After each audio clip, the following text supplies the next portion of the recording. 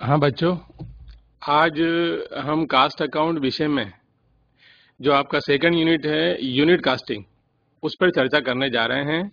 मैं हूं professor P के संसे, गवर्नमेंट पीजी कॉलेज महू से। तो ये जो टॉपिक है आपका अत्यंत महत्वपूर्ण टॉपिक है, क्योंकि आपका पूरा कास्ट अकाउंटिंग का जो सब्जेक्ट है वो इसके इर्द गिर्द ही घूमता है। तो अगर हम इसको समझ लें तो पूरे कास्ट अकाउंटिंग में आपका जो समझ है वो काफी बढ़ जाती है। चलो हम चालू करते हैं। तो आप लोग अपने कापियां और पेन तैयार रखें कि जो कुछ चीजें मैं बोलते जाऊंगा समझाने की दृष्टि से कुछ तो आपको इस पे दिखेगा, परंतु जो कुछ खास बातें और बोलते जाऊंगा उसे आप नोट कर लें तो काफी मदद मिलेगी। हाँ, सबसे पहले हम इस टर्म को समझे। आपका टॉपिक है यूनिट कास्टिंग, जिसको कहते हैं हिंदी में इकाई लागत लेखांकन, या इसका एक नाम और है आउटपुट कास्टिंग, उत्पादन लागत लेखांकन। हाँ, जैसे ये लागत लेखांकन की जरूरत हमें इसलिए पड़ती है क्योंकि आप तो फाइनेंशियल अकाउंटिंग सबसे पहले शुरू हुआ, परंतु फाइनेंशियल अकाउंटिंग के कुछ दोष होने के कारण कि उसमें डिसीजन मेकिंग बहुत अच्छे तरह से नहीं हो पाता है। इसके लिए जहाँ मैन्युफैक्चरिंग कंपनीज जो है, जिनकी फैक्ट्री होती है, उनको रोज रोज निर्णय लेना पड़ते हैं कि हमारे लागतें बढ़ तो नहीं रही है, हमारी लागत हमको लाभ पर्याप्त हो रहा है या नहीं, कोई व्यक्ति हमसे अगर माल खरीदना चाहे तो हम उसे किस रेट पर बेचने के लिए टेंडर दें। ये सब बातें हैं ना, डिसीजन में बड़ी मुश्किल आती है। फाइनेंशियल अकाउंटिंग इसको पूरा नहीं कर पाता। तो कास्ट अकाउंटिंग का जन्म हुआ, और कास्ट अकाउंटिंग में ये बहुत सारी टेक्निक है। कास्ट अकाउंटिंग है ना, दो भागों में विशेष रूप से बढ़ता है। एक कास्टिंग टेक्निक्स और कास्टिंग मेथड्स। तो जो हमारा टॉपिक है वो कास्टिंग मेथड में आता है। लागत लेखांकन की बहुत सारी पद्धतियां हैं, उसमें ही यूनिट कास्टिंग है, आउटपुट कास्टिंग है, काउंटेड कास्टिंग है, प्रोसेस कास्टिंग है, और आपका ऑपरेटिंग कास्टिंग है। ऐसे बहुत सारे मतलब है ना कास्टिंग की मेथड होती है। तो पहली बात ये समझ में आ गई कि जो भी टॉपिक आप पढ़ रहे हो वो क्या है, कास्टिंग मेथड कहलाता है ये। तो कास्टिंग मेथड में ये टॉपिक है आपका। हाँ, अब अपन थोड़ा इसका अर्थ समझ लें कि जैसे कि इसके नाम से पता चल रहा है यूनिट कास्टिंग, यूनिट का मतलब इकाई। तो इस टॉपिक में हमें मुख्य रूप से इस मेथड के अंतर्गत जो भी कारखाने में वस्तुएं बनाई जाती है तो उस वस्तु की एक इकाई की लागत को निकालना इसका मुख्य उद्देश्य है। एक उस वस्तु की एक इकाई की लागत कितनी आ रही है ना, यूनिट कास्टिंग। और जैसे दूसरा नाम इसका रखा गया है कि आउटपुट कास्टिंग। आउटपुट का मतलब एक निश्चित समय में कारखाने में या फैक्ट्री में जो भी उत्पादन किया गया, उस उत्पादन की भी कुल लागत क्या आ रही है वो भी पता करना, और उसकी एक इकाई की लागत क्या आ रही है वो भी पता करना। तो इस तरह से ये पता चलता है कि हम हमारे कारखाने में जो वस्तुएं बनाते हैं उन वस्तुओं की कुल लागत क्या आ रही है वो भी पता करना है, और उसकी एक इकाई की लागत क्या आ रही है ये भी पता करना है। तो ये एक जनरल बात हुई इसकी। हाँ, अब थोड़ा सा अपन देखें कि यूनिट कास्टिंग में खास क्या बातें रहेगी, ये इकाई लागत लेखांकन में कौन कौन सी खास बातें, इसकी विशेषताएं क्या है, इन इकाई लागत लेखांकन कहाँ पे अपनाया जाता है। तो इसकी प्रमुख रूप से चार विशेषताएं आती है। सबसे पहली विशेषता इसकी ये है कि ये उन कारखानों के द्वारा, उन फैक्ट्रियों के द्वारा या वह उन निर्माणी संस्थाओं के द्वारा अपनाया जाता है जहां पे इकाइयां लगभग समान होती है। समान मतलब लार्ज क्वांटिटी में एक जैसी इकाइयों का उत्पादन जहां होता है वहां पे इसको अपनाया जाता है। पहला विशेषता ये है, समान इकाइयां।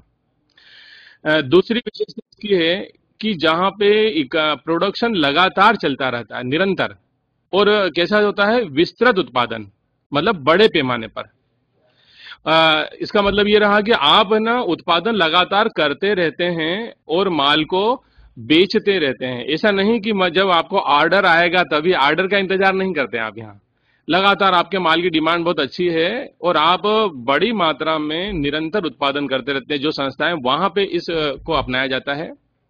और इसमें अगर किसी वस्तु की विभिन्न किस्में भी होती है, जैसे कोई एक वस्तु है, उसकी किस्में ए बी सी डी ऐसे, तो वो सब किस्मों का भी प्रति इकाई लागत जानने के लिए इसी पद्धति का प्रयोग किया जाता है। और जैसे चौथा विशेषता है कि प्रति इकाई लागत जानना आवश्यक जहां पे हो, क्यों पता, जिससे, क्योंकि नहीं तो फिर हमको निर्णय कैसे लेंगे, हमको जब तक एक इकाई की लागत मालूम नहीं हो तो फिर उस एक इकाई को हम बेचेंगे कितने में, ये हम तय कर ही नहीं पाएंगे, हम लोगों को टेंडर कैसे देंगे। तो ये चार विशेषताएं हैं।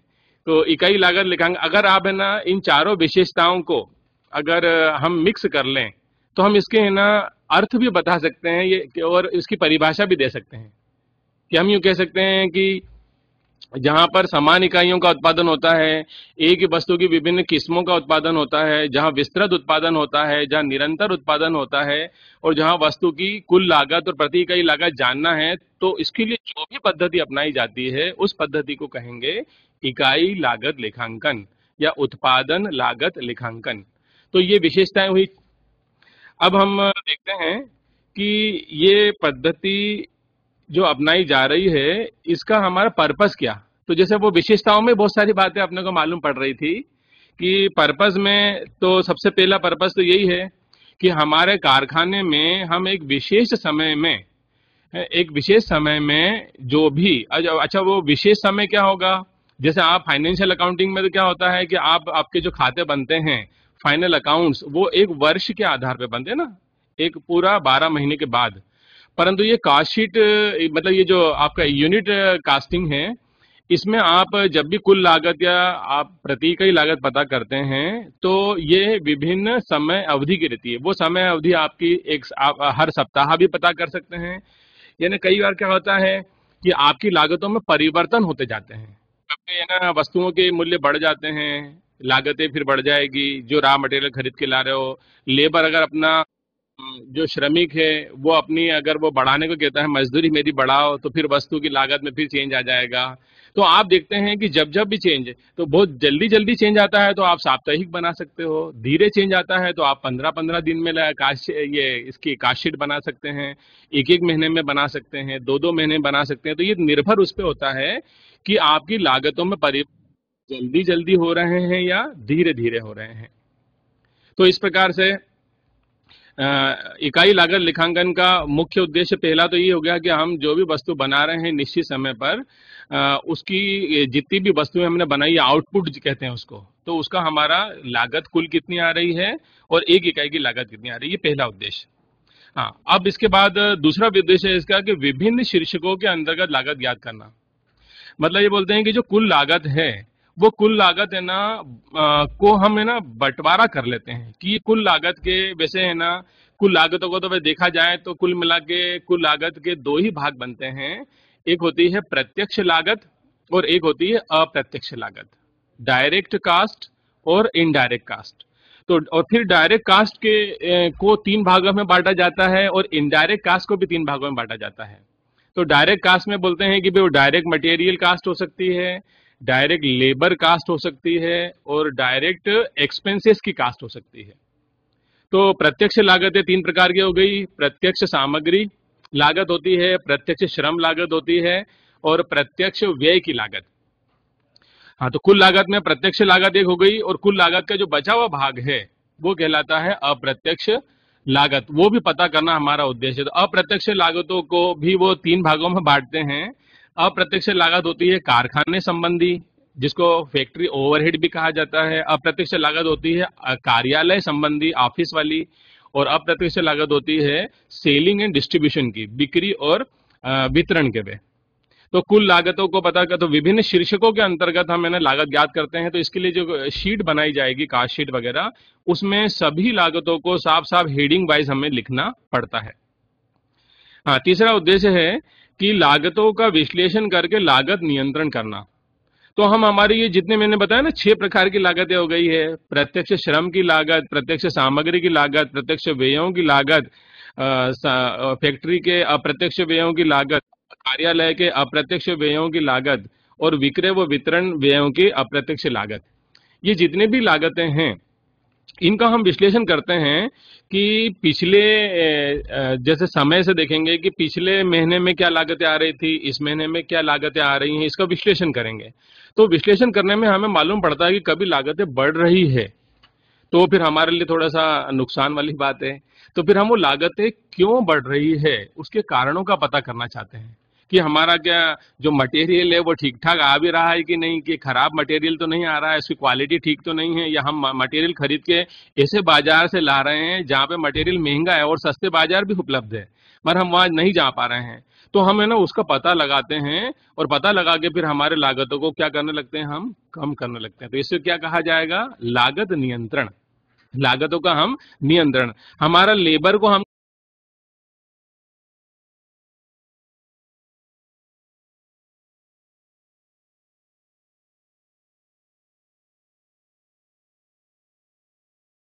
कहा है तो हमारी क्या हो रही है, प्रोडक्शन तो कम हो रहा है परंतु हमको खर्चा ज्यादा करना पड़ रहा है। तो फिर हम इन बातों, बार बार खर्चा बढ़ रहा है, क्यों बढ़ रहा है, तो फिर इन कारणों की हैं हमारे लागतों को हम कम करना। जब भी हम हमारे लागतों को कम करने लगेंगे तो उसको एक नाम दिया जाता है लागत नियंत्रण, कास्ट कंट्रोल। और आज के जमाने में कास्ट कंट्रोल है ना सबसे महत्वपूर्ण टेक्निक मानी जाती है, महत्वपूर्ण टेक्निक, क्योंकि हम है ना कास्ट कंट्रोल करेंगे तो अपने आप हमारा लाभ बढ़ेगा।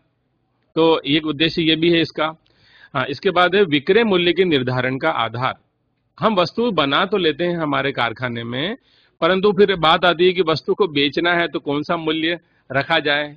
तो जब तक हम ये यूनिट लागत लेखांकन के आधार पर हमारी कुल लागत नहीं जान, और फिर कुल लागत के बाद फिर हमको देखना पड़ता है कि लाभ भी इतना लें कि हम बहुत ज्यादा लाभ अगर उसमें शामिल कर लें तो फिर दूसरे प्रतिस्पर्धियों का माल बिकने लगेगा।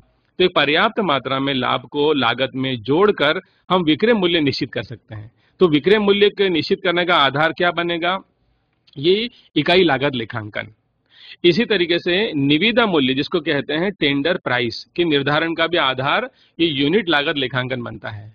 तो यूनिट लागत लेखांकन में हम जैसे हमारे पास कोई व्यक्ति हमारी फैक्ट्री से माल बनवाना देना चाहता है तो पहले वो क्या चाहता है कि आप उसको क्या दो, एक टेंडर बना के दो कि आप उसको माल कितने रुपए में सप्लाई करेंगे, माल की पूर्ति आप कितने में करेंगे। तो जब हम हमेशा हमारे निश्चित निश्चित समय पर हमारे कॉस्ट शीट वगैरह बनाते हैं ये अगर लेखांकन के अंतर्गत, तो हमें मालूम रहता है कि हमारी वस्तु कितने की बन रही है। और फिर वो बोलता है हमको 2 महीने बाद सप्लाई करना है, तो अपन हम 2 महीनों में देख लेते हैं कि क्या स्थिति बनती है, आगे मटेरियल के भाव बढ़ने हैं घटने हैं, इन सब बातों का थोड़ा अनुमान लगाकर फिर हम क्या टेंडर प्राइस बोलते हैं कि हम इतने रुपए में आपको माल सप्लाई कर सकते हैं। तो हमारी पिछली लागतें ही क्या बनेंगी, आधार बनेंगी, तब हम टेंडर प्राइस बता पाएंगे। तो ये एक जनरल थियोरिटिकल बात मैंने की है कि इकाई लागत लेखांकन के विशेषताएं क्या है और उद्देश्य क्या है। अब हम थोड़ा सा न्यूमेरिकल वाली बात करते हैं कि ये कुल लागतें कैसे निकाली जाएगी, प्रति इकाई लागत कैसे निकाली जाएगी। जब भी माल बनता है तो तीन तीन प्रकार के स्टॉक होते हैं, रॉ मटेरियल का स्टॉक होता है, वर्क इन प्रोग्रेस का स्टॉक होता है, फिर स्टॉक होता है, ओपनिंग स्टॉक होते हैं, क्लोजिंग स्टॉक होते हैं, है ना। बहुत सारी चीजें बेची जाती है। जब हम माल बेचते हैं तो केवल माल ही नहीं बेचते हैं, कभी कभी है ना मटेरियल का स्क्रैप बेचते हैं, कभी बाय प्रोडक्ट भी बना के बेचा जाता है, कभी कोई प्रोडक्शन अच्छा होता है तो उसको कभी खराब होता है उसको भी बेचा जाता है। तो ये सब चीजें हमें एक स्टेटमेंट बनाना पड़ेगा, कॉस्ट शीट वगैरह, उसमें कहाँ बताना, कैसे बताना, जो जिससे सवाल ढंग से कर पाएंगे। तो अब अपन आगे, वैसे इकाई लागत लेखांकन में बहुत सारी पद्धतियों से लागतों को लागत का लेखा रखा जाता है, जिसमें सबसे प्रमुख है लागत पत्र, कॉस्ट शीट। कॉस्ट शीट सबसे प्रमुख है ना। तो अपन अब कॉस्ट शीट पे ही चलते हैं कि कॉस्ट शीट का को तैयार कैसे किया जाता है। तो कॉस्ट शीट का एक प्रोफार्मा आपके सामने आ रहा है। तो मैं पहले प्रोफार्मे को आपको पूरा पढ़ के एक बार बता दूंगा और फिर एक एक पॉइंट को डिटेल में फिर मैं आगे समझाऊंगा। तो पहले आप लोग इस प्रोफार्मे को भले ही नोट कर ले, क्योंकि हर सवाल इसी प्रोफार्मे के अंदर ही सेट होता है। तो आप लोग अगर मैं इसको बोलता जाऊंगा पहले, फिर बाद में मैं हर पॉइंट को डिटेल में समझाऊंगा। हाँ, जैसे अब थोड़ा सा आगे बढ़ते हैं अपन प्रोफार्मे पर। हर सवाल इसी प्रोफार्मे के अंदर सेट होता है। हाँ, सबसे पहले ऊपर हेडिंग हमें जब भी सवाल चालू करना है और अमाउंट लिखना है, कॉलम वगैरह नीचे चालू होते हैं, तो कॉलम से ऊपर ऊपर हमें 3 बातों पे ध्यान देना है। पहली बात, दूसरी बात और तीसरी बात। तो अपन बोले सबसे पहली बात क्या होगी, कॉस्ट शीट ऑफ करके जिस भी प्रोडक्ट को बनाया जा रहा है उस प्रोडक्ट का नाम लिख देंगे कि cost sheet of product X, cost sheet of product Y, जिस जिस भी प्रोडक्ट का आप बना रहे हो ना उसका नाम लिखेंगे। तो आपका पहले नंबर पे क्या हो गया, कॉस्ट शीट ऑफ प्रोडक्ट का नाम आ जाएगा। हाँ, अब वो प्रोडक्ट आपने जिसकी कॉस्ट शीट बना रहे हो उस प्रोडक्ट के आपने फिर क्या करे, कास्ट के जो डाटा है वो आपने इकट्ठे किए होंगे जिनसे कॉस्ट शीट बन रही, तो वो देखना पड़ेगा उसका पीरियड क्या है कि आपने कितने समय उस प्रोडक्ट को किया जिसकी कॉस्ट शीट है एक्स वाई जेड, जो भी प्रोडक्ट आपने तैयार किया। तो दूसरे नंबर पे हमको अवधि लिखना पड़ती है, जैसे लिखा ना for the period ending on, और डेज डेज डेज में आपका समय आ जाएगा। जैसे अपन एग्जांपल लेते हैं कि आप अगर कॉस्ट शीट बना रहे हैं, 2 महीने आपने किसी प्रोडक्ट का निर्माण किया एक्स प्रोडक्ट का, और 2 महीने के बाद आप उसका कॉस्ट शीट बनाकर देखना चाहते हैं कि कॉस्ट शीट उसकी लागत कुल कितनी आ रही है और प्रति इकाई लागत कितनी आ रही है और कितनी इकाइयां बनाई। तो अब जैसे क्या आ जाएगा इसमें, जब फॉर द पीरियड, ये पीरियड शब्द जो है यहां से अपन हटा देंगे और पीरियड शब्द की जगह क्या लिख देंगे, जो वास्तव में समय होगा। तो जैसे 2 महीने के लिए बनाया जा रहा है तो फॉर द 2 मंथ्स, 3 महीने के लिए बनाया जा रहा है तो फॉर सप्ताह के लिए बनाया जा रहा है तो पीरियड शब्द हटाकर क्या लिख दो उसकी जगह, फॉर द 3 वीक्स, 3 सप्ताह के लिए। और एंडिंग ऑन के बाद जिस तारीख को ये खत्म हुआ था उस प्रोडक्ट का निर्माण करना, वो आखिरी तारीख। जैसे 3 महीने के लिए बनाया जा रहा है, जनवरी से हमने चालू किया और मार्च में खत्म किया, तो 3 महीने के लिए कॉस्ट शीट बन रही है। परंतु ये 3 महीने कब खत्म हो रहे हैं, 31 मार्च को। तो अपने ये इसमें कैसे लिखेंगे, फॉर द पीरियड शब्द के स्थान पे क्या लिखेंगे हम, 3 मंथ्स एंडिंग ऑन और 31 मार्च 2014-13 जो भी आपका वर्ष हो। तो पहली लाइन में क्या होगा, कॉस्ट शीट आप करके प्रोडक्ट का नाम आ जाएगा। दूसरी लाइन में क्या होगा, जिस समय के लिए बनाया जा रहा है वो समय आ जाएगा। और तीसरी लाइन में 2 महत्वपूर्ण बातें हमें बतानी पड़ती है। अब थोड़ा ध्यान से देखिए, एक लेफ्ट साइड में और एक राइट साइड में। पहले लेफ्ट साइड में देखिए, आउटपुट। आउटपुट का मतलब होता है कि कितना उत्पादन किया गया। जैसे ऊपर आपने अगर 3 महीने कारखाना चलाया है और एक्स प्रोडक्ट को बनाया, तो एक्स प्रोडक्ट की कितनी इकाइयां बनाई गई है। आउटपुट का मतलब होता है उत्पादन, कितना निर्माण किया, कितनी इकाइयां बनी है। तो अपन जैसे हेडिंग में क्या लिखेंगे, आउटपुट इज इक्वल टू, जैसे मान लो 1000 इकाई बनाई है, तो आप है ना वो खाली स्थान देश देश में लिखेंगे 1000 यूनिट्स। तो पता चल गया हमें कि 1000 इकाइयां बनाई गई है इन 3 महीने में। हाँ, अब थोड़ा सा देखें कि ये यूनिट्स शब्द का जो इस्तेमाल है, इकाइयां, तो ये यूनिट शब्द क्या होता है, हर उद्योग में इकाइयां अलग अलग होती है। जैसे सामने कोई ईंटों का निर्माण करता है, तो ईंटों की क्या इकाई है, मतलब यूनिट, मतलब किस रूप में वो बेची जाती है। तो बोले ईंट तो एक ईंट तो नहीं बेची जाती है, 1000 ईंटें बेची जाती है। तो फिर हमको देखना पड़ेगा कि यूनिट में हम 1 यूनिट किसको मान रहे हैं। तो इसलिए राइट हैंड साइड में देखिए आप, वहां पे हमने लिखा है कि 1 यूनिट इज इक्वल टू। तो अगर ईंटों वाला काम हो तो किस रूप में बेची जाती है ईंटें, पर 1000 ब्रिक्स, प्रति 1000 ईंटें। तो हम 1 यूनिट के 1 यूनिट इज इक्वल टू किसको माना है, तो वहां लिखेंगे जो सेलिंग की यूनिट है वो क्या रहेगी, 1000 ब्रिक्स, 1000 ईंटें। इसी तरह से कभी ये कागज निर्माण होता है और कागज बेचे जाते हैं, तो कागज में फिर ना वो रीम के हिसाब से बेचे जाते हैं। कहीं तेल अगर होता है तो तेल लीटर के हिसाब से बेचा जाता है ना। कहीं पे जैसे कोई चीज क्विंटल में बेची जाती है, कोई चीज प्रति किलोग्राम बेची जाती है, कोई चीज प्रति टन बेची जाती है। तो 1 यूनिट बराबर हमको वहां सामने लिखना पड़ेगा कि हम उसको क्या मान रहे हैं। जैसे स्कूटर है, कारें हैं, मोटरसाइकिल है, साइकिल है, ये बेची जाती है, तो ये क्या होगा, पर आर्टिकल। तो 1 यूनिट बराबर क्या हो जाएगा, पर स्कूटर, पर बाइसिकल, पर कार, ऐसा आ जाएगा। तो आपको समझ में आ रहा है कि आउटपुट के सामने लिखना है कि एक निश्चित अवधि में कितनी इकाइयां बनाई गई और एक इकाई हम किसको मान रहे हैं वो लिखना है। ये हो गया आपका ऊपर का हेडिंग। हाँ, अब इसके बाद जब हम नीचे चलते हैं तो आपको 3 कॉलम बनाना पड़ते हैं। एक विवरण वाला कॉलम रहता है, पर्टिकुलर्स। उसके बाद 2 कॉलम है, एक कुल राशि लिखी जाएगी टोटल वाले कॉलम में, और ये जो पर यूनिट वाला कॉलम है ये क्या होगा, आउटपुट में जैसे आपने 1000 इकाइयां बनाई हैं, यूनिट में ऊपर आउटपुट लिखा 1000 इकाइयां, तो वो 1000 इकाइयां क्या होगा, हमेशा भाग लगाएंगे अपन, टोटल वाले कॉलम में जो अमाउंट होगा उसमें एक एक हजार का भाग लगाते जाएंगे, तो ये पर यूनिट वाला कॉलम की राशि आ जाएगी, है ना। तो पर यूनिट कैसे निकलेगा, आउटपुट वाले कॉलम में जो ऊपर आउटपुट लिखा है कि 1000 इकाइयां बनाई हैं, तो 1000 का भाग आप ये टोटल वाले कॉलम के हर अमाउंट में लगाते जाएंगे, तो आपका पर यूनिट का कॉलम तैयार होता जाएगा। हाँ, अब जैसे कि विवरण में अपन आगे बढ़े, तो ये विवरण में क्या लिखा रहता है कि जो भी आपने उत्पादन किया है उसमें जो लागतें लगी हैं उन लागतों के नाम लिखना है और उसकी राशि लिखना है। तो हर सवाल इसे जैसे चलेगा, तो सबसे पहले लागतों में हम प्रत्यक्ष लागतों पर विचार करते हैं। प्रत्यक्ष मतलब डायरेक्ट कास्ट, डायरेक्ट कास्ट को प्राइम कास्ट भी कहते हैं। तो हम जब भी सवाल करेंगे तो हमारे तीन प्रत्यक्ष लागतों को एक के बाद एक हमें लिखना पड़ता है। सबसे पहला रहता है कि कोई भी वस्तु को जब बनाया जाएगा तो हमें कच्चा माल खरीद कर लाना पड़ता है ना, रॉ मटेरियल। तो सबसे पहला आपका खर्चा कौन सा होगा, डायरेक्ट मटेरियल कंज्यूम्ड, है ना, raw material consumed are used, मतलब कच्ची सामग्री जो उपयोग की गई है, प्रत्यक्ष कच्ची सामग्री या प्रत्यक्ष कच्ची सामग्री जो उपभोग की गई है। तो सबसे पहला हमें मटेरियल का खर्चा ले, अब ये निकालेंगे कैसे मैं बाद में बताऊंगा, पहले अपन एक प्रोफार्मे को पूरा समझ लें। इसी प्रोफार्मे में हर सवाल आपको करना पड़ता है।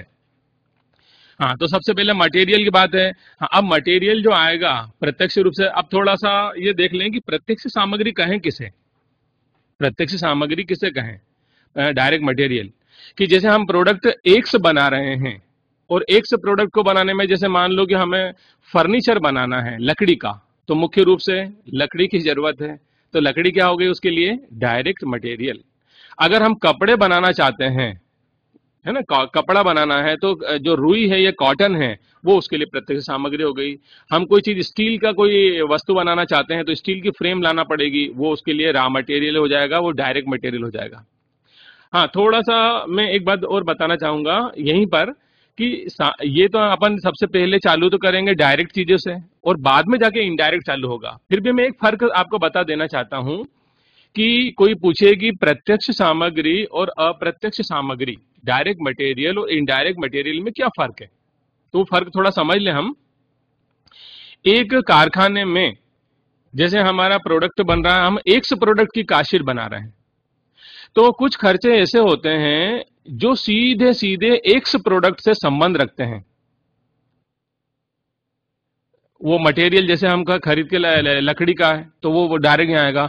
परंतु अगर हम फर्नीचर ही बनाना चाह रहे हैं, परंतु कुछ चीजें ऐसी होती है जो सम्मिलित लगती है। जैसे एक फैक्ट्री में मान लो हम 5 प्रोडक्ट बना रहे हैं, 5 प्रोडक्ट मतलब A B C D E, 5 product उस फैक्ट्री में बनते हैं, परंतु मैं अभी काशीट केवल ए प्रोडक्ट की बना रहा हूं। काशीट किसकी बना रहा हूं, अगर ए प्रोडक्ट की, और 5 प्रोडक्ट उसमें बन रहे हैं, तो उसमें कुछ मटेरियल तो डायरेक्ट ए पे लगेगी ही, परंतु कुछ क्या होता है जैसे कि फेविकोल पड़ा है इकट्ठा फैक्ट्री के अंदर, बहुत सारा फेविकोल पड़ा है, बहुत सारा गम पड़ा है, बहुत सारे बिरंजियां हैं, कीले हैं, है ना, बहुत सारी रस्सियां हैं, कुछ ना कुछ ये सब, तो ये मटेरियल कैसा रहेगा, ये पांचों में लगेगा, इकट्ठा खरीद के रख दिया जाता है, तो ए प्रोडक्ट में भी लगेगा, वो बी में भी लगेगा, सी में भी लगेगा, डी में भी लगेगा, ई में भी, पांचों प्रोडक्ट बनते हैं। अब हमने इकट्ठा खरीद लिया, और वो इकट्ठा खरीद लिया और फैक्ट्री में पड़ा है, और जब जब भी हम उसमें ए प्रोडक्ट बनाते हैं तो भी लगता है, वो बी में भी लगता है, सी में भी लगता है, डी में भी। अब इसमें है ना, ये जान पाना थोड़ा मुश्किल रहता है कि ए में कितना लगा, बी में कितना लगा, सी में, तो उसको है ना एक निश्चित आधार पर बांट दिया जाता है। तो ये कौन सी सामग्री कहलाएगी, अप्रत्यक्ष सामग्री। जो किसी प्रोडक्ट से सीधे संबंधित होती है सामग्री का खर्चा, वो प्रत्यक्ष सामग्री। और जो किसी प्रोडक्ट से सीधे संबंध नहीं रखती, एक प्रोडक्ट से संबंध रखने के बजाय कितने प्रोडक्ट संबंध रखती है, वो अनेकों प्रोडक्ट से, तो वो सामग्री कौन से हो जाएगी, अप्रत्यक्ष सामग्री। ये सामग्री की दो बातें समझी हमने। हाँ, इसके बाद दूसरा हमारा आता है डायरेक्ट लेबर या डायरेक्ट वेजेस कहते हैं, और दूसरा या उसका एक नाम और है प्रोडक्टिव वेजेस या प्रोडक्टिव लेबर। इसमें है ना, ये प्रोडक्टिव शब्द बहुत इंपॉर्टेंट है। प्रोडक्टिव मतलब उत्पादक, उत्पादक मजदूरी या उत्पादक श्रम। जब भी हम कोई कच्चे माल को पक्के माल में बनाने जाएंगे तो बिना मजदूरों के वह पक्का माल बनाया नहीं जा सकता। तो जो भी मजदूर उसको काम करते हैं और वो प्रत्यक्ष रूप से क्या करते हैं, मैन्युफैक्चरिंग का काम करते हैं। एक बड़ी फैक्ट्री में, एक बड़े कारखाने में बहुत सारे लोग काम करते हैं, जिसमें कुछ लोग माल बनाते हैं और कुछ लोग माल बनवाते हैं। तो बहुत सारे लोग हैं, तो जो माल बनाने में लगे हैं लोग और उनको जो पैसा दिया जाएगा वो कहलाएगा प्रोडक्टिव वेजेस या प्रोडक्टिव लेबर। और कारखाने में ही कुछ लोग ऐसे रहते हैं जो माल बनवाते हैं, जैसे फोरमैन श्रमिकों से माल बनवाता है, फोरमैन की सैलरी, सुपरवाइजर की सैलरी देना पड़े, फैक्ट्री मैनेजर की सैलरी देना पड़े, फैक्ट्री में इंजीनियर भी काम कर रहा है, फैक्ट्री में बहुत सारे लोग काम कर रहे हैं परंतु वो माल बना नहीं रहे हैं। तो जो माल बनाने में ही खर्चा किया जाएगा, लोगों को दिया जाएगा, वो प्रोडक्टिव वेजेस में आएगा। और जो माल नहीं बना रहे हैं, फिर भी फैक्ट्री से संबंध रखते हैं, लोग फैक्ट्री में ही आते हैं, रोज काम करते हैं, मगर माल नहीं बना रहे, बाकी सहयोग दे रहे हैं, वो माल बनवाने में सहयोग दे रहे हैं। तो उनको जो पेमेंट किया जाएगा उसको क्या कहेंगे अपन, इनडायरेक्ट वेजेस भी कहा जाएगा या अनप्रोडक्टिव। वो प्रोडक्टिव नहीं है, वो अनप्रोडक्टिव वेजेस या अनप्रोडक्टिव लेबर है ना। तो डायरेक्ट मटेरियल सबसे पहले लेके चल, दूसरा डायरेक्ट वेजेस या प्रोडक्टिव लेबर, और तीसरा रहता है other direct expenses. Other direct expenses, इसके अलावा भी कोई प्रत्यक्ष व्यय हैं तो वो जोड़ दी जाएंगे, है ना। तो तीनों को मिलाकर हमारा बनता है प्राइम कास्ट। तो प्राइम कास्ट का एक दूसरा नाम भी है, इसको हिंदी में कहा जाता है मूल लागत। प्राइम कास्ट यानी मूल लागत या प्रत्यक्ष लागत, डायरेक्ट कास्ट। हाँ, ये तो हमारी कास्ट शीट हमेशा चालू कैसे होगी, हमेशा डायरेक्ट खर्चों से। हाँ, अब डायरेक्ट खर्चे लिखने के बाद आगे हम बढ़ेंगे इन डायरेक्ट खर्चों पर, है ना, अप्रत्यक्ष। तो अप्रत्यक्ष व्ययों को, इनडायरेक्ट एक्सपेंसेस को एक कास्टिंग की भाषा में एक नाम दिया गया है जिसे कहा जाता है ओवरहेड्स। ओवरहेड्स जिसको हिंदी में बोलते हैं ऊपरी व्यय, ओवरहेड्स। तो अब ओवरहेड जो रहते हैं ये फिर कहां कहां हो रहे हैं, तो बोले जब भी एक वस्तु बनती है तो बनने से लेकर और उसके बिकने तक 3 जगह पर खर्चे करना पड़ते हैं। वस्तु के बनने से लेकर बिकने तक अप्रत्यक्ष व्यय 3 जगह करना पड़ते हैं। सबसे पहले अप्रत्यक्ष व्यय होते हैं कारखाने में, दूसरे अप्रत्यक्ष व्यय होते हैं आपके कार्यालय में, एडमिनिस्ट्रेशन के, और तीसरे अप्रत्यक्ष व्यय होते हैं सेलिंग डिपार्टमेंट में। तो इस तरह से है ना, जितने भी अप्रत्यक्ष व्यय हैं उनको 3 भागों में बांटा जाता है। तो सबसे पहला यहाँ पे देखो आ रहा है आपका एड, फैक्ट्री के या वर्क्स के या प्रोडक्शन के ओवरहेड्स। ओवरहेड्स का मतलब अप्रत्यक्ष है, तो ये इसको 3 नाम दिए जा सकते हैं। फैक्ट्री ओवरहेड भी कहा जा सकता है, वर्क्स ओवरहेड भी कहा जा सकता है, और प्रोडक्शन ओवरहेड भी कहा जा सकता है ना, जिसको बन गए कारखाने के ऊपरी व्यय। तो कारखाने के ऊपरी व्यय जब जोड़ दिया जाता है तो कारखाने तक का आपकी टोटल कास्ट पता चल जाती है, जाता है ग्रॉस फैक्ट्री कास्ट। हाँ, आप थोड़ा समझ लो, ये ग्रॉस शब्द का इस्तेमाल तब करना पड़ता है जब आपके पास में वर्क इन प्रोग्रेस भी होता है ना, अर्ध निर्मित माल का स्टॉक भी होता है। और अगर ये अर्ध निर्मित माल का स्टॉक नहीं है तो फैक्ट्री के ओवरहेड जोड़ने के बाद जो आएगा उसको सीधे फैक्ट्री कास्ट कहेंगे। फिर ग्रास और नेट शब्द अपन इस्तेमाल नहीं करते। तो ग्रास शब्द का इस्तेमाल कब करना है, जब वर्क इन प्रोग्रेस वाली बात हो, जो कि आगे आपको दिखाई दे रहा है, जिसमें हम कर रहे हैं एड करना पड़ता है ओपनिंग स्टॉक का work in progress. Work in progress को अपन समझें तो माल जो न तो 0% है और न ही 100%। भाई माल 3 प्रकार का है। अगर 0% माल बना है मतलब क्या है, वो कच्चे ही माल है, कुछ भी नहीं बना, तो वो रॉ मटेरियल ही है। और 100% माल बन गया मतलब वो तो फिनिश्ड हो गया, वो निर्मित हो गया। और अब दोनों के बीच में भी माल हो सकता है कि न तो वो 0% बना और न ही 100% बना, वो 60% ही बना, तो वो अर्ध निर्मित कहलाएगा, बीच में है। तो अर्ध निर्मित माल तो कैसा हो सकता है, 1% भी हो सकता है और 99% भी हो सकता है, 99% भी हो सकता है कि अभी 1% और काम हो तो वो पूरा बन जाए। तो वर्क इन प्रोग्रेस का मतलब क्या हुआ, अर्ध निर्मित कार्य या चालू कार्य। जो कार्य चालू तो हो गया है रॉ मटेरियल पे काम, परंतु अभी पूरी तरह से माल बनकर तैयार नहीं हुआ, उसको बोला जाता है वर्क इन प्रोग्रेस। तो ये ऐसा वर्क इन प्रोग्रेस अगर आपको सवाल में दिया होता है तो इसको जोड़ देना चाहिए अपने को ओपनिंग वाले को, और क्लोजिंग वाला वर्क इन प्रोग्रेस का स्टॉक हमें घटा देना चाहिए। तो ओपनिंग स्टॉक जोड़ दें और क्लोजिंग स्टॉक घटा दें, तो ऐसा करके जो ग्रास फैक्ट्री कास्ट थी अब वो क्या हो जाएगी आपकी नेट फैक्ट्री कास्ट। तो आप ना नेट फैक्ट्री कास्ट आ गई। तो फैक्ट्री तक के खर्चों पे हमने विचार कर लिया है। हाँ, और फिर जब जब भी फिर मैंने पे ऊपर बताया था आपको कि पर यूनिट जब भी निकालना है तो हमें क्या करना पड़ेगा, वो जो आउटपुट में वहां दिया होगा, आउटपुट ऊपर ही ऊपर लेफ्ट कॉर्नर पे 1000 इकाई अगर बनी तो वो 1000 का भाग अपन लगाते चले जाएंगे इनमें टोटल वाले कॉलम में, और पर यूनिट का कॉलम आपका बनता जाएगा। हाँ चलो, फैक्ट्री कास्ट के बाद आगे हम बढ़े तो फैक्ट्री कास्ट के बाद अगला होता है एडमिनिस्ट्रेशन ओवरहेड। ये जैसे देख लीजिए नीचे है ना, ऑफिस के ओवरहेड या एडमिनिस्ट्रेशन ओवरहेड। ये अब ऑफिस के जो खर्चे होंगे उसको जोड़ना पड़ता है। ऑफिस के खर्चों का एक स्वभाव मालूम क्या होता है, सामान्यतः या फिक्स्ड होते हैं, स्थायी प्रकार के होते हैं ऑफिस के खर्चे। तो स्थायी ऑफिस के खर्चे हम जोड़ देंगे, तो ऑफिस के खर्चे जोड़ने के बाद ऑफिस के जो भी खर्चे हैं उनको हम जोड़ देंगे तो हमारा जो अगला हेडिंग आएगा, अब हमारा हो गया कास्ट ऑफ प्रोडक्शन। अगला हेडिंग ऑफिस के खर्चों को जोड़ने के बाद जो आएगा उसको कहा जाएगा कास्ट ऑफ प्रोडक्शन। तो कास्ट ऑफ प्रोडक्शन वाला जो कॉलम है, अब इसमें थोड़ा ध्यान से इसको सुन लीजिए। आपको कास्ट ऑफ प्रोडक्शन के सामने एक राइट का निशान दिख रहा है और यूनिट्स दिख रही है। यहां पे हमको उसको वापस से देखना है कि ये कास्ट ऑफ प्रोडक्शन को बोलते हैं हिंदी में उत्पादन की लागत। तो हमने जैसे उत्पादन की लागत को ही कहते हैं, इसको कास्ट ऑफ आउटपुट भी कह सकते हैं आप। कास्ट ऑफ प्रोडक्शन का दूसरा नाम कास्ट ऑफ आउटपुट। तो हमने जब कास्ट शीट चालू की थी तो ऊपर ऊपर हेडिंग में हमने आउटपुट लेफ्ट कॉर्नर पे लिखा था कि हमने 1000 इकाई बनाई, तो हम क्या कर देंगे उसमें 1000 इकाई यहां पे लिख देंगे ना। तो आपका कास्ट ऑफ प्रोडक्शन में जैसे लिखा ना, राइट का निशान लगा के यूनिट्स लिखा, तो वहां क्या लिखेंगे अपन 1000 यूनिट्स। तो 1000 इकाइयां हमने बनाई हैं। अब वो 1000 इकाई के बाद वहां आगे दो कॉलम में अपना एक टोटल की भी खर्चा कितना आया। मान लो हमारा खर्चा आया है 1 लाख, तो अपना टोटल वाले कॉलम में जैसे 1 लाख है, अब 1 लाख में आप 1000 का भाग लगाओगे तो आ जाएगा 100, है ना। 1 लाख में 1000 का भाग लगाया तो आपका 100 आ जाएगा। वो 100 आ गया आपका पर यूनिट। हाँ, एक इंपॉर्टेंट बात नोट कर लीजिए आप, ये बहुत इंपॉर्टेंट है कि कास्ट ऑफ प्रोडक्शन पर ये पर यूनिट का कॉलम बंद कर दिया जाता है। Cost of production per unit का कॉलम वहां बंद कर देंगे एक बार, फिर बाद में खुलेगा वो। अगर आपने बंद नहीं किया तो आपसे गलती हो सकती है सवाल की। तो एक महत्वपूर्ण बात क्या है, कास्ट ऑफ प्रोडक्शन जब आएगा तो आप क्या करेंगे, पर यूनिट वाले कॉलम को बंद कर देंगे, 2 लाइनें लगाकर उसको बंद कर देंगे।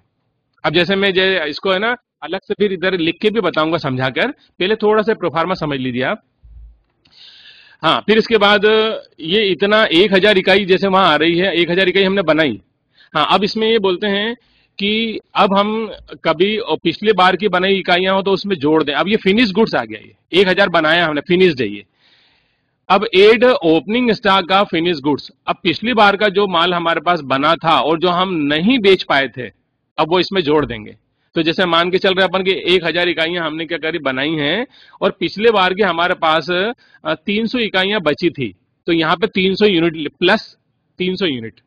अब 300 यूनिट अपन ने प्लस कर दी। हाँ, अब प्रश्न यह आता है कि सामने उसकी कीमत कितनी लिखें, है ना, टोटल वाले कॉलम में कीमत कितनी लिखें।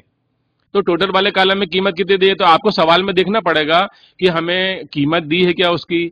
अगर कीमत सवाल में दी तो वही कीमत लिख दी जाए, और अगर सवाल में कीमत नहीं दी तो फिर आपको ये जो कास्ट ऑफ प्रोडक्शन की जो कीमत आ रही है, हम ये मान के चलेंगे कि पिछली बार जो माल बनाया था और जो आज माल बना रहे हैं उनकी लागतों में कोई परिवर्तन नहीं हुआ। तो जैसे हम अभी मान रहे थे ना कि 1 लाख टोटल कास्ट आ रही है आपकी कास्ट ऑफ प्रोडक्शन, और 1000 इकाई की तो 100 रुपए है, तो 100 रुपए का रेट इस पे भी लगा दो। तो ओपनिंग स्टॉक आप फिनिश गुड्स 300 इकाइयां, तो 300 में 100 का गुणा करके जो राशि आएगी वो लिख देंगे। कब लिखेंगे ये, जब ओपनिंग स्टॉक की अगर 300 इकाइयों की कीमत सवाल में हमें न दी हो तो। और अगर सवाल में कीमत दी कि पिछली बार तो है ना थोड़ा सस्ता बनता था माल, 100 रुपए में बनता ही नहीं था, पिछली बार हमारा 90 में ही बन जाता था माल 1 इकाई, तो फिर 300 इकाइयों में हम कितने का गुणा करेंगे, 90 का, और जो कीमत आएगी वो हम टोटल वाले कॉलम में लिख, पर यूनिट में कुछ नहीं लिखना है। हाँ, इसके बाद फिर अपन add purchase of finish goods. कभी कभी हमें है ना, हम बनाते तो है हमारे कारखाने में माल, कभी कभी हमें जैसे हम कच्चा माल खरीदते हैं, कभी कभी पक्का माल भी हमें खरीदना पड़ता है। अब पक्का माल कब खरीदना पड़ता है, थोड़ा समझ लीजिए कि हम हमारी फैक्ट्री में माल बनाते हैं और हमारी माल बनाने की क्या है, एक कैपेसिटी।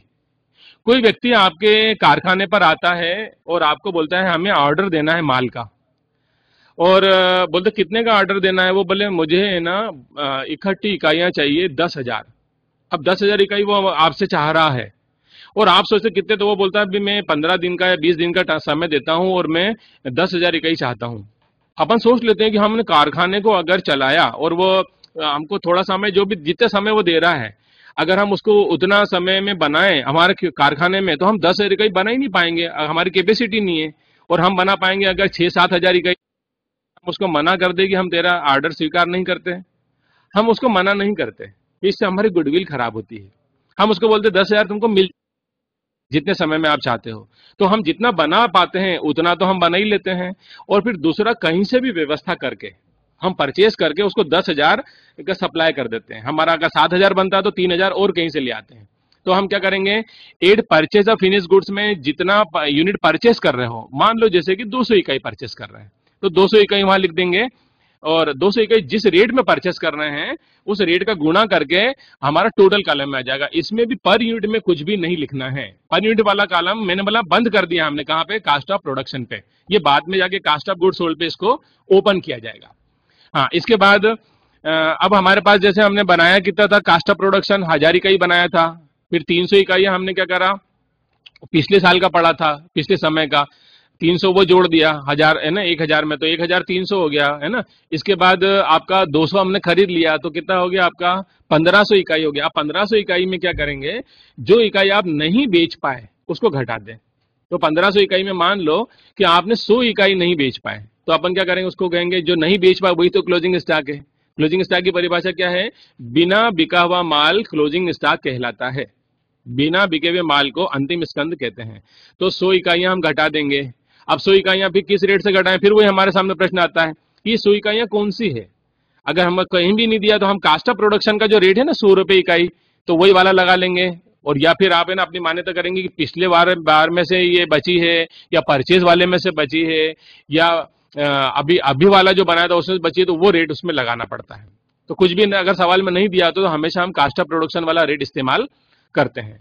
तो जैसे इसको घटा देंगे अपन, तो अब हमारा कितना इकाइयां हैं कि हमने 1,500 इकाई हमारे पास उपलब्ध थी बेचने के लिए, 1,000 इकाई हमने बनाई थी, 300 इकाई हमने ओपनिंग स्टॉक पिछला था, और 200 इकाई हमने और खरीदी, तो 1,500 हो गई। और 100 इकाई अगर हमने क्या कर दी, अगर नहीं बेच पाए तो 1,400 इकाइयां बेची, तो ये आया आपका कास्ट ऑफ गुड्स सोल्ड, बेचे गए माल की लागत। तो ये यहाँ पे ये यूनिट वाला कॉलम अब बंद हो जाएगा जो अंदर चल रहा था। तो है ना, एक राइट का निशान लगा के यूनिट लगा, तो यहाँ 1,400 इकाइयां होंगी आपका। अब 1,400 इकाइयां, अब यहाँ पे क्या होगा, cost of good sold per unit वाला कॉलम फिर से खोल लिया जाएगा। हमने बंद कहां कर दिया था उसको, कास्ट ऑफ प्रोडक्शन पे बंद कर दिया था। बीच में पर यूनिट का कॉलम चलता नहीं है, ये ध्यान रखना हमेशा। अब पर यूनिट वाला कॉलम वापस खोल लीजिए आप, तो आपके कितने कास्ट ऑफ गुड सोल्ड पे पर यूनिट वाला कॉलम फिर से चालू हो जाएगा। तो आपकी कितनी इकाइयां आई यहाँ पे, 1,400 इकाइयां अगर आई है, तो टोटल वाले कॉलम में जितनी भी राशि होगी उसमें 1,400 से डिवाइड कर देंगे, तो क्या आ जाएगा आपका, पर यूनिट कास्ट आ जाएगी किसकी, जो माल आपने बेचा। हाँ, अब माल बेचा है तो 1,400 इकाई बेचा, अब बेचना है तो अब इसके बाद आगे बेचने के खर्चों पे विचार करना पड़ेगा। कास्ट ऑफ गुड सोल्ड आ गया, तो माल बेचने में भी आप जो खर्चे करते हो उसको जोड़ेंगे। तो ये अगला क्या है अपना, add selling and distribution overhead, इसको जोड़ दिया जाएगा। तो अब जितना भी खर्चा हुआ वो टोटल वाले कॉलम में। हाँ, अब फिर प्रश्न आएगा कि पर यूनिट निकाल लें। तो एक बात ध्यान रखना है कि कास्ट ऑफ गुड सोल्ड से लेकर आखिरी तक, कास्ट ऑफ गुड सोल्ड से लेकर आखिरी तक जब भी पर यूनिट निकालना है, तो या वो आउटपुट का भाग नहीं लगाना। जो आउटपुट अपना ऊपर रहता है उसका भाग कब तक लगता है, कास्ट ऑफ प्रोडक्शन तक। परंतु कास्ट ऑफ गुड सोल्ड से लेकर आखिरी तक जब भी पर यूनिट निकालना है, आपको कौन से यूनिट का भाग लगाना पड़ेगा, जो इकाइयां आपने बेची। जी 1,400 इकाई बेची, 1,400 का भाग आखिरी तक लगेगा। हर टोटल के कॉलम में 1,400 का भाग देते जाएंगे, तब जाके आपका क्या आएगा, पर यूनिट। ये ध्यान रखना है। हाँ, फिर इसको जोड़ने के बाद आपका सेलिंग के ओवरहेड जोड़ने के बाद आ जाएगा आपका टोटल कास्ट ऑफ सेल्स। तो भी बिक्री की लागत है वो कुल कितनी है ये पता चलेगा। हाँ, अब इसके बाद अगर आपने ज्यादा में बेच दिया होता है माल, सेल्स, तो आपको प्रॉफिट हो जाता है, या यूं बोले प्रॉफिट जोड़ दो तो सेल्स आ जाएगा, और लॉस हो रहा हो तो लॉस घटा दो तो सेल्स आ जाएगा, है ना। तो इस प्रकार से ये प्रोफार्मा पूरा चलता है, हर सवाल को किया जाता है। हाँ, अब अपन इसमें फिर से पीछे चलते हैं कि अब इसमें हम अब एक एक आइटम को थोड़ा सा डिटेल में मैं लेता हूं कि ये इसमें हमको कुछ वर्किंग करना पड़ती है। तो जैसे सबसे पहले डायरेक्ट मटेरियल कंज्यूम्ड पे बात करते हैं कि डायरेक्ट मटेरियल कंज्यूम्ड हम कैसे निकालें। तो डायरेक्ट मटेरियल यूज्ड, जो कुछ सवालों में तो डायरेक्ट मटेरियल यूज सीधे दे देते हैं तो सीधे लिख लो, और कभी नहीं दिया तो आपको फिर कैलकुलेशन करना पड़ती है। तो पहले क्या करना है, इसमें फिर एक वर्किंग होता है पूरा। सबसे पहले आपको opening stock of raw material लेके चलना पड़ता है कि ओपनिंग स्टॉक कितना है कच्चे माल का। फिर आपने मटेरियल को खरीद के लाया होगा, तो खरीदने के आप परचेज ऑफ रॉ मटेरियल आपको जोड़ना पड़ता है। फिर परचेज करने के लिए आप जो खर्चे करते हैं वो खर्चे भी जोड़ना पड़ते हैं। जैसे परचेज पर कमीशन देना पड़ा हो तो कमीशन जोड़ लो। परचेज अगर फॉरेन से ही खरीद के ला रहे हैं माल तो कस्टम ड्यूटी या इंपोर्ट ड्यूटी जोड़ दीजिए। फिर परचेस करने में के बाद आप ना माल को बाजार, किसी भी बाजार से खरीद कर कहाँ लेके आएंगे, अपने कारखाने तक। तो कारखाने तक लाने के खर्चे, तो सबसे पहले तो यही रहता है कि जैसे अगर फॉरेन से खरीद के ला रहे हो तो इंपोर्ट ड्यूटी तो वहां चुकानी ही पड़ेगी। फिर वहां पे गोडाउन बने रहते हैं, डॉक्स, DOCK ना, डॉक्स मतलब गोडाउन। तो वो बंदरगाह के गोडाउन में तो कुछ दिन माल वहां पड़ा रहा तो उसके डॉक्स चार्जेस भी जुड़ जाएंगे यहाँ। फिर वहां से आप माल को या तो रेल की मालगाड़ी के द्वारा या ट्रकों के द्वारा अपने कारखाने तक लाएंगे। तो रेल के द्वारा लाए तो फ्राइट इनवर्ड रहेगा, है ना, आंतरिक रेल भाड़ा, फ्राइट इनवर्ड। फिर अगर आप है ना माल इसे ट्रकों से लाते हैं तो कैरिज इनवर्ड लगेगा। हाँ, और फिर अगर बीच बीच में जैसे नाके आते हैं, ऑक्ट्राय यानी चुंगी शुल्क, तो ये सब इसमें जोड़ना पड़ेगा।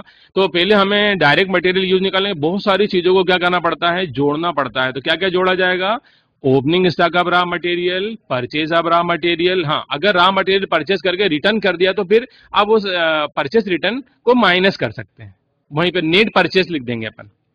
हाँ, फिर अपना फ्राइट इनवर्ड हो गया, कैरेज इनवर्ड हो गया, ऑक्ट्राय हो गया, उसका इंपोर्ट ड्यूटी हो गई, डॉक से चार्जेस हो गए, कमीशन ऑन परचेज हो गया। ये सब जोड़ने के बाद अब इसमें एक और इंपॉर्टेंट चीज है, एक चीज इसमें और जोड़ी जाती है डायरेक्ट मटेरियल कंज्यूम निकालने के लिए, प्राइमरी पेकिंग एक्सपेंसेस।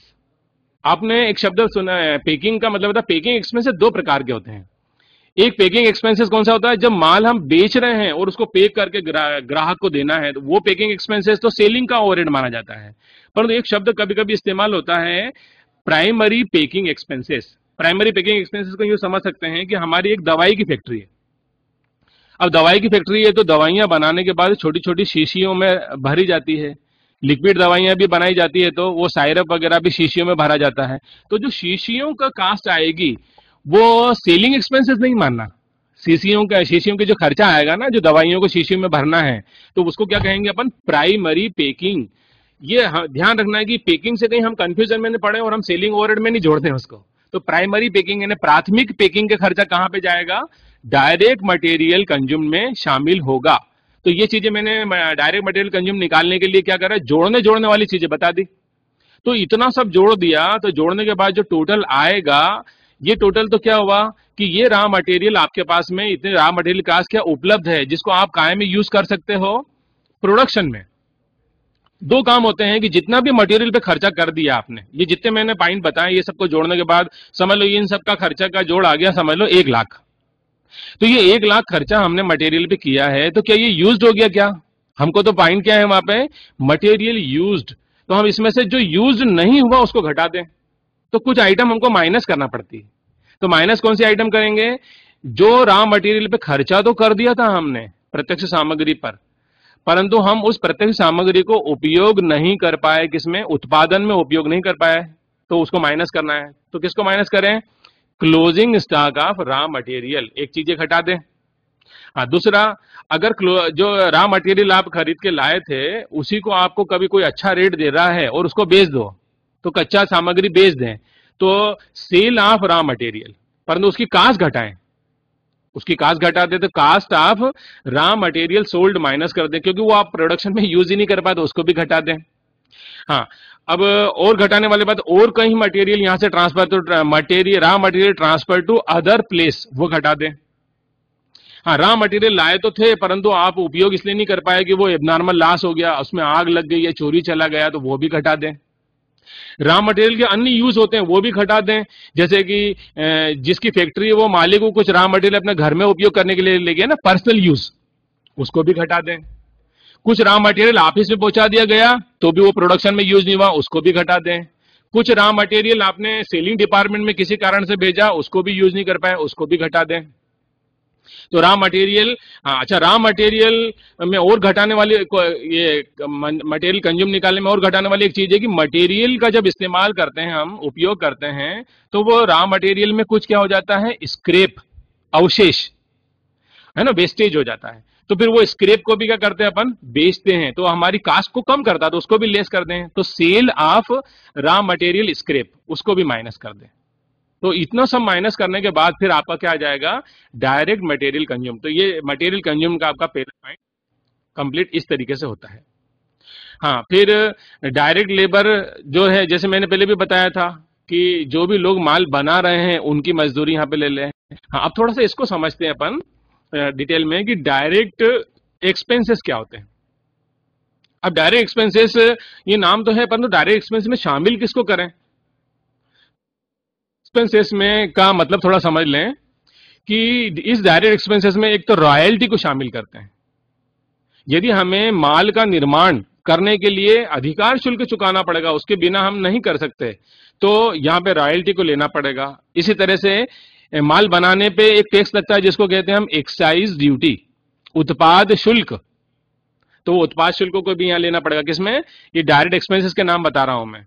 तो रॉयल्टी हो जाएगा डायरेक्ट एक्सपेंस, डायरेक्ट एक्सपेंसेस है, फिर एक्साइज ड्यूटी हो जाएगा। इसके अलावा और अगर आपको किसी विशेष यंत्र को एक प्रोडक्ट को यूज कर रहे हो, उसके लिए विशेष यंत्र ही खरीदना पड़ता है, तो उस विशेष यंत्र के खर्चे, कोई विशेष सांचा बनाना पड़ता है, वो सांचा, कोई विशेष डिजाइन बनानी पड़ती है उस एक प्रोडक्ट के लिए जो दूसरे प्रोडक्ट पे नहीं होगा, तो वो भी सब जोड़ देंगे उसमें।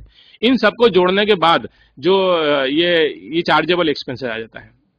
तो अब लगभग समय हो रहा है, तो आप लोगों के प्रश्न भी मैं सुनना चाहता हूं कि इसमें कुछ बातें अगर आप मुझसे पूछना चाहते हैं तो आप पूछ सकते हैं। तो जो भी आज हमने ये समझा है, इसमें यदि कोई भी किसी भी प्रकार का अगर आपके दिमाग में कोई पॉइंट आ रहा है पूछने योग्य, तो आप पूछ लीजिए।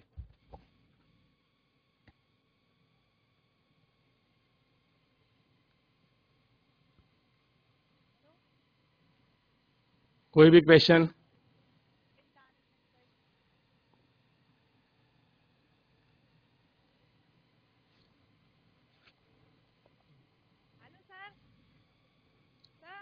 बोलिए,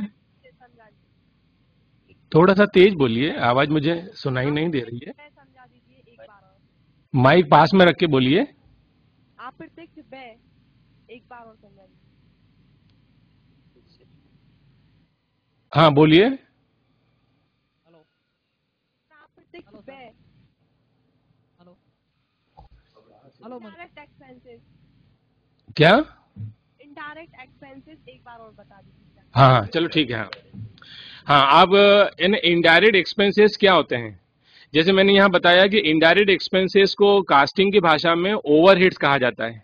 एक बात ये, अब इनडायरेक्ट एक्सपेंसेस का जैसे मैंने एग्जांपल दे रहा था कि एक कारखाने में अगर हम 10 उत्पाद तैयार कर रहे हैं, 1 2 3 4 5 6 7 8 9 10, 10 उत्पाद, तो कुछ खर्चे ऐसे होते हैं, जैसे मान लो थोड़ी देर के लिए फैक्ट्री का किराया, कारखाने का किराया। अब कारखाने का किराया हम दे रहे हैं, अब कारखाने का किराया, और उस कारखाने में 10 उत्पाद बन रहे हैं, तो अब किसी एक उत्पाद पे तो लगा ही नहीं वो, तो हमको क्या करना पड़ेगा, ये अपन यूं भी कह सकते हैं कि कारखाने में होने वाले ऐसे खर्चे जो किसी एक उत्पाद से संबंध न रखकर अनेकों उत्पाद से संबंध रखते हैं, तो वो खर्चे कैसे हो गए, अप्रत्यक्ष। उसको किसी एक उचित आधार पर बांट दिया जाता है। तो ये सब है ना, जैसे फैक्ट्री के खर्चे, फैक्ट्री की कास्ट, जैसे आप टेंडर वगैरह बनाते हो ना, तो आधार क्या लेते हैं कि वेजेस का प्रतिशत ले लो, वेजेस के साथ में परसेंटेज है कि वेजेस का 80% हम क्या मानेंगे, फैक्ट्री के इनडायरेक्ट खर्चे। तो अप्रत्यक्ष व्यय को क्या समझ में आया हमें कि जो एक उत्पाद से संबंध न रखकर अनेकों उत्पाद से संबंध रखते हैं। कारखाने का किराया, कारखाने का लाइट, फैक्ट्री मैनेजर को सैलरी दी जा रही है, फैक्ट्री मैनेजर कोई एक उत्पाद में तो ध्यान नहीं दे रहा है, वो 10 उत्पाद में, तो वो ये फैक्ट्री मैनेजर की पूरी सैलरी, इंजीनियर की सैलरी, ये सब के सब माने जाएंगे इनडायरेक्ट एक्सपेंसेस। हाँ, और कोई प्रश्न? Hello sir. Hello, college Mansoor. Hello हाँ बोलिए। सर, ये एक्साइज ड्यूटी मीन्स क्या होता है? एक्साइज ड्यूटी, हाँ, एक्साइज ड्यूटी सर। हाँ, एक्साइज ड्यूटी का मतलब रहता है माल के बनाने पे जो शुल्क लगता है, माल को बनाने पे जो शुल्क लगेगा, उत्पाद शुल्क, निर्माण पे जो कर लगता है, वो एक्साइज ड्यूटी। एक्साइज ड्यूटी का प्रत्यक्ष जितना भी प्रोडक्ट है ना फैक्ट्री के गेट से बाहर होता है, फैक्ट्री गेट से, तो उस पे है ना केंद्र सरकार के द्वारा उत्पाद शुल्क लगाया जाता है। जो भी चीजें बनाई जाती हैं केंद्र सरकार के द्वारा जो शुल्क लगाया जाता है, तो उससे क्या वस्तु की लागत बढ़ जाती है। तो ये एक्साइज ड्यूटी डायरेक्ट जो प्रोडक्ट से संबंध रखती है, इसके लिए इसको किसमें शामिल किया जाता है? Direct expenses, direct material, direct labour और डायरेक्ट एक्सपेंस, तीसरे नंबर पे ये आएगा डायरेक्ट एक्सपेंसेस में। हाँ, और कोई प्रश्न? हेलो हाँ बोलिए। सर, धार पीजी कॉलेज से सर। हम्म अरे सर, जैसे ये प्राइम कॉस्ट है जो एड फैक्ट्री होते हैं, ये तो खर्चे होते हैं ना सर, लेस होंगे ना ये तो? कौन से? जो प्राइम कॉस्ट है ना, जो फैक्ट्री के खर्चे सर जो एड करे वो लेस होते हैं ना सर, ये तो खर्चे है ना? हाँ, जितने भी खर्चे हैं ये अपन एक के बाद एक जोड़ते चले जाते हैं। नहीं तो लेस सर, तो क्या होगा जब आपकी जेब में कुछ आएगा, लेस क्या होगा? आपकी आमदनी लेस होगी, इनकम। जैसे सेल ऑफ स्क्रैप वो माइनस होता है, सेल ऑफ बाय प्रोडक्ट वो माइनस होगा, सेल ऑफ कैंसल प्रोडक्शन ये माइनस होगा। Thank you sir. हेलो हाँ। हेलो हेलो हेलो हाँ, बोलिए। नीमत हाँ बोलिए। प्राइमरी पैकिंग का समझा दिए एक बार। हाँ, मैंने जैसे अभी बताया था कि पैकिंग दो प्रकार की होती है। एक माल को ठीक ठाक स्थिति में पैक करके अपने यहाँ पे रखने के लिए, बेचने के लिए नहीं, एक बेचने की पैकिंग अलग होती है। जब हम माल बनाते हैं तो बनाने के बाद माल को फैक्ट्री से कहाँ पहुंचा दिया जाता है? वेयर हाउस में, और वेयर हाउस से माल की बिक्री होती है या शोरूम में पहुंचा देते हैं।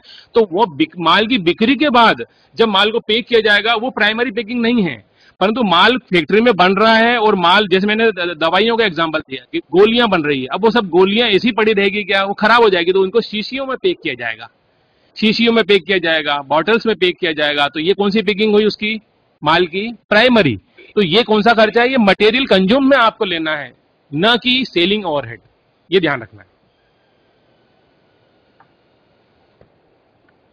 हेलो चलो, आपने ध्यान से सुना, आपको सबको धन्यवाद।